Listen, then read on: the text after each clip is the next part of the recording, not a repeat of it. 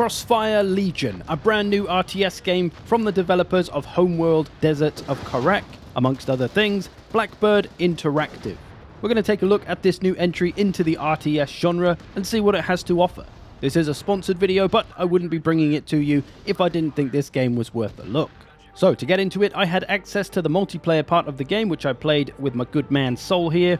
There's 3 different factions to choose from, each with their own army playstyle and different units, and what's cool is that you have a card system that allows you to choose the units that you take into the battle, rather than everything being available, so you will kind of have a build that you go into the battle with.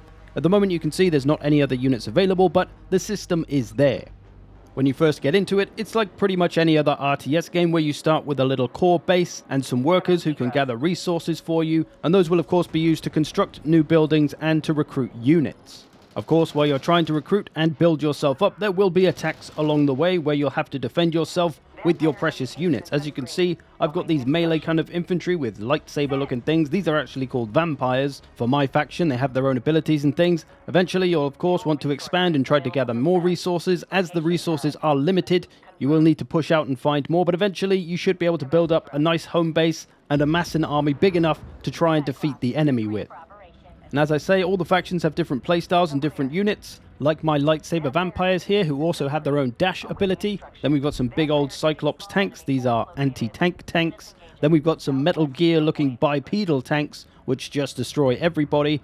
Then we've got, what else have we got? Some little healing robots. They'll fix up everybody else. And also an airship which can bombard the enemy as well. So that's the New Horizon faction.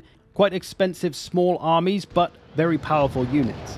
Soul over here in this one is playing as the Blacklist. That faction is more kind of unconventional, can rely on some guerrilla tactics and a lot of stealth, some unusual weaponry and things. And then the other faction is the Global Risk, which is kind of the more normal standard army kind of faction that generally has weaker units but can bring a lot more of them and relies on numbers.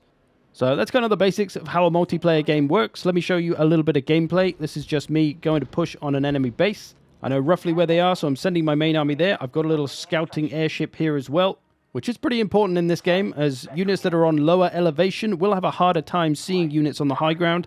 So flying units are pretty important to see what's up ahead without the risk of getting bombarded before you even see the enemy or anything like that. But I'm not fantastic at these kind of RTS games. I find the control system really difficult to get used to. You have to use the kind of old-fashioned RTS of using the mouse to move around, and then WASD is doing all the hotkeys and things like that.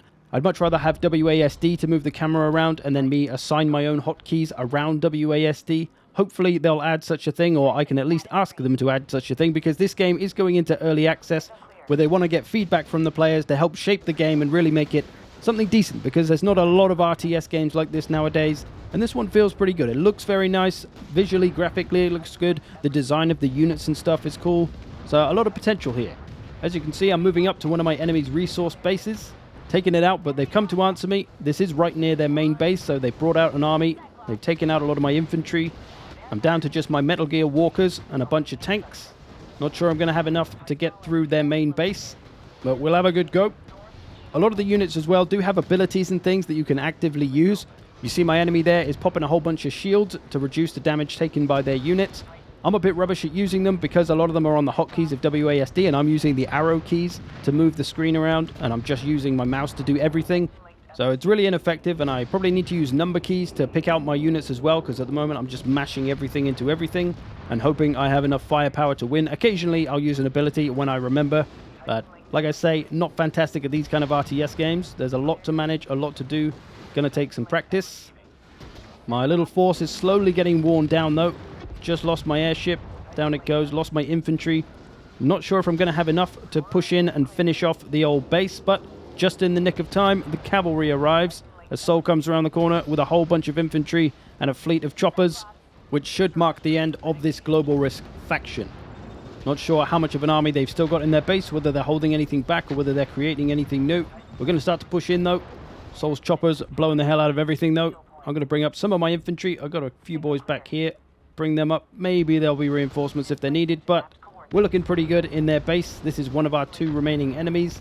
You can do 1v1s, 2v2s, 3v3s, 2v2v2s, whatever you like. There is also going to be a map editor at full release, so we'll be able to make our own maps, which is pretty cool. I'll be interested to see how that works, and that could be something that really adds some longevity to the game. As I say, there is a campaign to this as well. I assume there'll be 3 separate campaigns for each of the factions. In multiplayer at the moment, there's only this one game mode where the only objective is kill the other factions. They have said they're adding a large variety of game modes though, so we'll probably see some capture objectives and things like that. And if you are interested in this game, by the way, you can check out the link in the description to see what it's all about. There is going to be a free demo from the 21st till the 28th of February this year, 2022, and another one in April before the game releases later in the year. So you can try it out yourself. Definitely worth a look, I would say. Me and Soul have destroyed that first base. We'll be on our way to destroy the second. And it looks like they've brought a few armies to try and save their buddies, but they're a little too late to the party, and they will go down. Another situation here, this was me versus Soul. This was the first game we played. We're both kind of figuring out the game. I'm moving up to one of his resource bases. He's protected it, though, with a lot of turrets, which I'm going to take down with my choppers. There are some anti-air turrets around as well, though, so I'm trying to be careful of those and not get too close, which I will do in a minute. You'll see they pick me up. There you go. They obviously take out choppers very quickly, so going to get away from those. And, of course, there are unit matchups which you have to manage and try to get the best ones for you and build your armies accordingly. I've got a laser truck coming in, as you do. This is me playing as the Blacklist faction, the more guerrilla tactics faction. They got some more unconventional units. Starting to take out those anti-air turrets, though. There we go. Those are gone. So now I'm free to mess up his production and limit the resources that he's going to gain from all that. Resources were quite plentiful, though, it felt like, in this demo. You did get a lot pretty quickly, and it didn't really matter too much if you lose resources, as long as you've, of course, accrued enough and you've got enough in the bank to see you through to be able to take some in the future, because like I say, the resources do get depleted, as you can see on some of these, so when those run out, you do start to get worn down slowly but surely, and it really becomes a war of the resources. And I'm taking out this second base, but everything's depleted around here, so this isn't really hurting him that much. He's not taking the line down, though. He's brought a force to come and answer me. Whole bunch of tanks. This is him playing as the Global Risk, the more normal kind of army faction that relies on numbers. And we're pretty much just going to dig in and blast the crap out of each other and see who can get it done here. He's using the abilities better than I do, probably. But I've got a lot of laser trucks. So, never mind abilities, laser trucks. They're what's important. But unfortunately not that important because they haven't won me this battle, so I'm off. But it's a nice addition to the RTS genre. I think it's a fun game. It's a well put together game. For a demo and a beta, this felt good. It didn't really feel buggy or anything like that. There was a few pathing issues occasionally, but mostly all was well. Overall though, honestly, the game isn't really doing anything new that you haven't seen in other RTS games already. It's very StarCraft inspired, but it is a solid game. It might be doing the same old RTS thing, but it's doing it very well.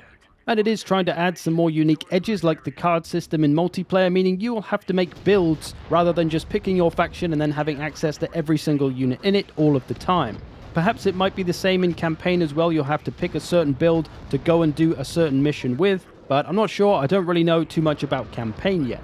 Of course, there is the map editor as well, and their large variety of game modes, whatever they may be. Hopefully, they'll come up with some fresh ideas with that. Especially as RTS games these days kind of need multiplayer for longevity. Campaigns in RTS games are usually really fun and great, but only the one time through. Iron Harvest, for example, I played through, and it was great, I loved it, but I don't really want to play it through again. And I think multiplayer is something that keeps people coming back, so if you can do that well, you should be able to keep people playing. And I believe Crossfire Legions will have the opportunity to do that. It's got a solid foundation of a game, it's got the potential, hopefully they'll pull it off. But there we go, Crossfire Legions. I hope you've enjoyed this. Thanks for watching. As I say, do check out the link in the description if you want to learn more of this game. And there is a demo, so go and check that out as well. And come and fight me, because I would like to murder you. Unless you're good at these RTS games, and then you'll probably murder me. I hope you've enjoyed this. Thanks for watching. I will see you in the future.